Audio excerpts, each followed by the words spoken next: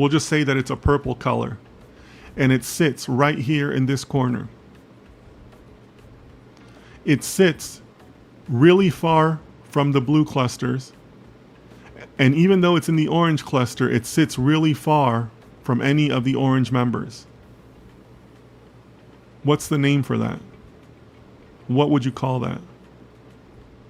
Or why is it important to think about those types of members that sit?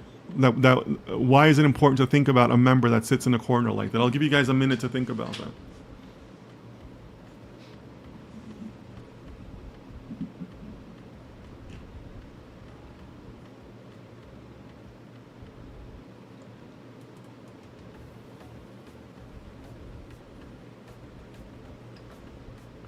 Ooh, if you guys are fast on this one.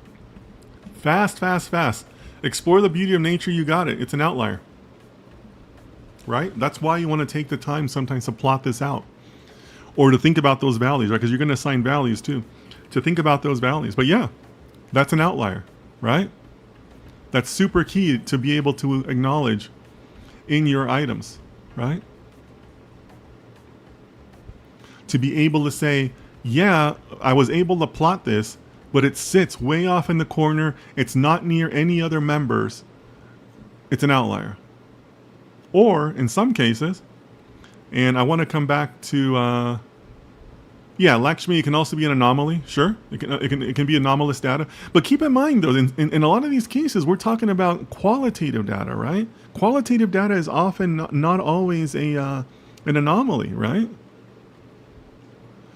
So coming back to Servan's question, another way to also look at this for your outliers, or for these items that sit in the corner nowhere near any of the other members, you know what else it means?